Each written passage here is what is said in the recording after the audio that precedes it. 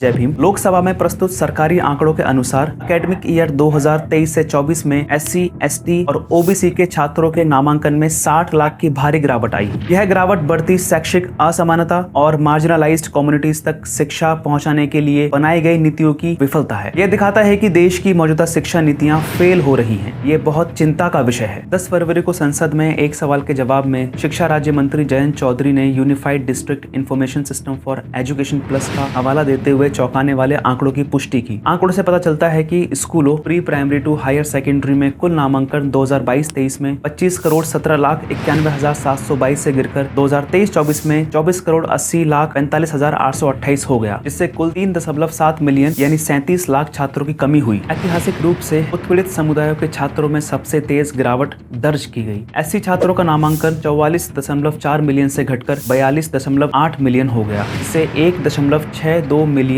यानी कि 16.2 लाख छात्रों का नुकसान हुआ। एसटी छात्र नामांकन 23.9 मिलियन से घटकर 23.4 मिलियन हो गया, जो कि 0.51 मिलियन यानी कि 5.1 लाख की गिरावट दर्शाता है। ओबीसी छात्र आबादी में सबसे बड़ी गिरावट देखी गई। 110.4 मिलियन से घटकर 106.5 मिलियन यानी कि 38.5 लाख छात्र। ये खबर वाकई में चौंकाने वाली है। 2024-25 के बजट से अनुसूचित जाति के बजट से 7,535 करोड़ समग्र शिक्षा के लिए आवंटित किए गए थे। तो योजना के लिए कुल आवंटन का 20.9% था। यह अनुसूचित जाति की जनसंख्या हिस्सेदारी 15% से अधिक है, जो दर्शाता है कि बजटीय आवंटन के संदर्भ में अनुसूचित जाति के छात्रों को अनुपातिक रूप से अधिक धन दिया गया था। हालांकि एससी नामांकन में अभी भी 3.65% की भारी गिरावट देखी गई है। आप बहुत साफ अंतर देख सकते हो। आप बहुत आसानी से देख सकते हो फाइनेंशियल एलोकेशन कितना था और एक्चुअल एजुकेशनल आउटकम क्या आ रहा है। विश्वगुरु भारत का विदेशों में कितना डंका बज रहा है वो तो हम सब देख ही रहे हैं। यहाँ अपने देश में शिक्षा का कितना बुरा हाल है ये हमारी आंखों के सामने है। न्यू एजुकेशन पॉलिसी 2020 और समग्र शिक्षा स्कीम जैसी पॉलिसीज जिनका उद्देश्य था शिक्षा में सुधार करना और जन जन तक पहुंचाना, लेकिन जो आंकड़े हमारे सामने आए हैं उनसे क्या पता चल रहा है? उनसे ये पता चल रहा है कि सिस्टमैटिक बैरियर्स हैं और ये systematic barriers SC, ST, OBC communities के बच्चों को स्कूल जाने से रोक रहे हैं। भारत में प्राइवेटाइजेशन का ट्रेंड बढ़ रहा है। केंद्र सरकार पब्लिक एजुकेशन से अपना हाथ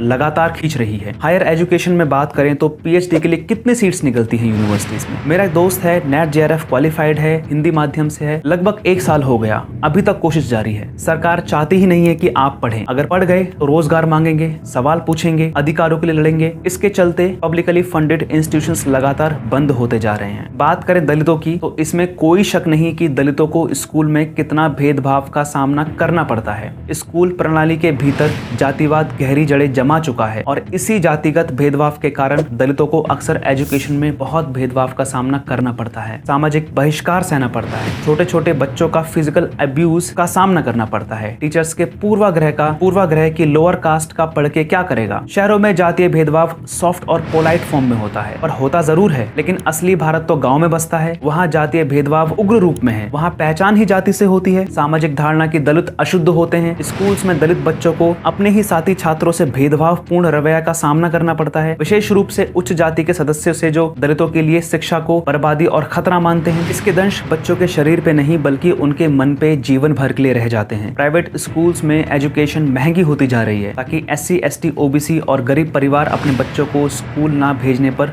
मजबूर हो जाएं। मैं मिलता हूं आपसे अगली वीडियो में। अपना ख्याल रखें।